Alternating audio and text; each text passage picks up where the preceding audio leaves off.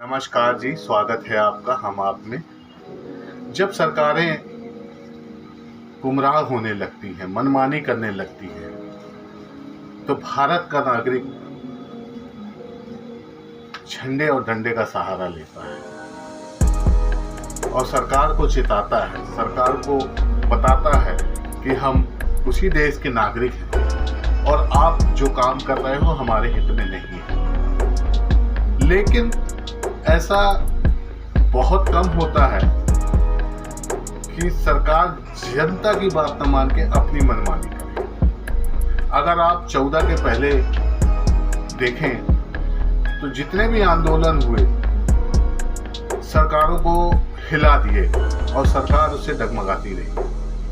लेकिन 14 के बाद अचानक राजनीति में कुछ ऐसा परिवर्तन आया कि अब आंदोलन गैर कानूनी हो, मतलब आंदोलन को अब अधिकार नहीं लोगों को आंदोलन करने का। आपने आंदोलन छेड़ा या तो आपके ऊपर विदेशी फंडिंग का आरोप लग जाएगा, या आपको किसी आतंकवादी संगठन से जोड़ दिया जाएगा, या फिर आपको तथाकथित आंदोलनकारी, और हमारे प्राइम मिनिस्टर ने तो आंदोलन जीवी तक कह दिया है। एक आंदोलन जो साल के करीब आने वाला है, कंटिन्यू चल रहा, वो सबसे बड़ा आंदोलन हमारे अन्नदाताओं का। लगातार हमारे अन्नदाता डेरा डाले हुए हैं दिल्ली बॉर्डर पे, लेकिन सरकार के कान तले जू नहीं रही। आरोप यहाँ तक लगा उन आंदोलनकर्ताओं को कि विदेशी फंडिंग है, तथाकथित आंदोलनकारी हैं, एक प्रदेश के आंदोलनकर्ता हैं। कुल मिला के उनके बातों को सुनने की बजाय उन पे आरोप मत दिया गया, और ये आरोप के बावजूद भी बड़ी मुस्तैदी से किसान आंदोलन में जमे हुए, टूटे नहीं, बिखरे नहीं, और वो बने हुए। खैर,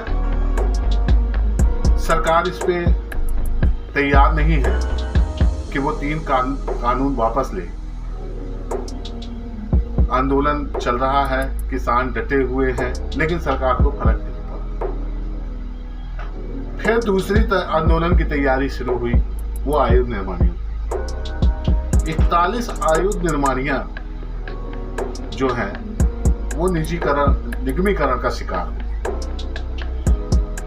निगमीकरण के बाद मजदूर संगठनों ने तय किया कि सरकार को हम चिताएंगे, आंदोलन और आंदोलन के माध्यम से हम सरकार को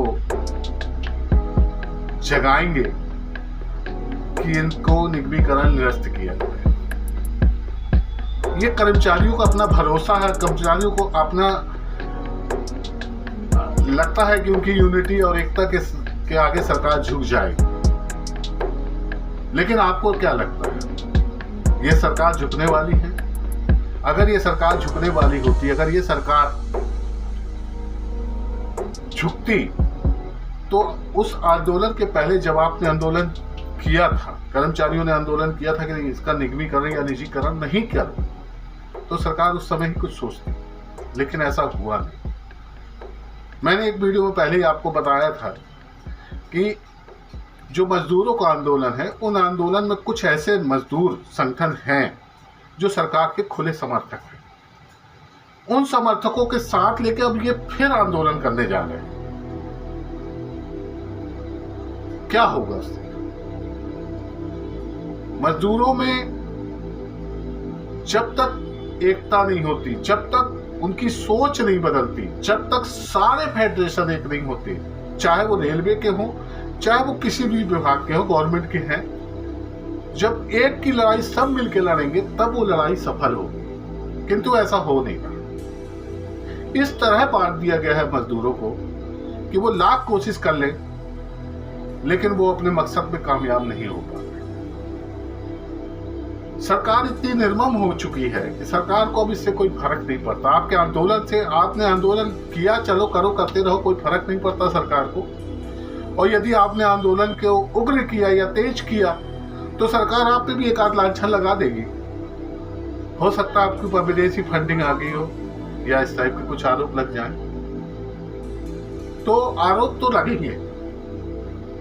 इसलिए मैं कह रहा हूं, जिस तरह किसानों के साथ हुआ है, आपने किसानों का साथ नहीं, आपने किसानों को फर्जी आंदोलन किया।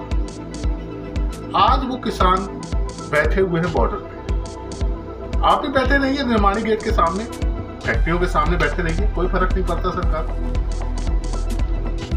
क्योंकि इस सरकार को वही करना है जो उसने ठान लिया है। इस सरकार को चुनाव जीतना, इस सरकार को सिर्फ अपने कुछ लोगों को फायदा पहुंचाना है। आपके आंदोलन से सरकार को कोई फर्क नहीं पड़ता। क्यों नहीं पड़ रहा है, इस बात की सोचना पड़ेगा। क्यों इस सरकार को जनता की आवाज नहीं सुनाई? ऐसा क्या है? वोट तो जनता देती है, सरकार जनता चुनती है, फिर सरकार ही जनता की बात नहीं सुन रही। क्यों? क्योंकि आपको इस तरह बांट दिया गया है कि कोई फर्क नहीं पड़ता। जो कर्मचारी वर्ग आपके साथ झंडे के नीचे बैठ के आंदोलन कर रहे हैं, उनमें से काफी बड़ा हिस्सा तो उनका समर्थन है, तो सरकार के वोट से फर्क पड़ नहीं रहा। करिए आप आंदोलन। मेरा मानना है कि जब तक आप एक नहीं होते, जब तक आपकी यूनिटी नहीं होती, जब तक आप संगठित नहीं होते, जब तक सारे गवर्नमेंट के फेडरेशन एक साथ खड़े हो जाए और एक दूसरे की लड़ाई में शामिल हो, तब तक सरकार के कान में चुन नहीं रहेगी। आपको किसान आंदोलन का भी समर्थन करना पड़ेगा, ताकि किसान भी आपके साथ खड़े हो जाए। जब तक आप ये नहीं करेंगे, आपके आंदोलन व्यर्थ है, आपका समय व्यर्थ है। चूंकि निजीकरण तो हो ही चुका है, सरकार को इससे कोई लेकर नहीं। तो आगे आंदोलन आप कहां तक ले जाते हैं देखते हैं, और इस बात को मैं यही विराम देता हूं। और यदि ये वीडियो आपको अच्छा लगा तो प्लीज मेरे चैनल को सब्सक्राइब कीजिए, लाइक कीजिए, शेयर कीजिए और कमेंट्स में जरूर लिखिए। कोई कमी है तो कमी लिखिए। जब तक के लिए जय हिंद, जय भारत।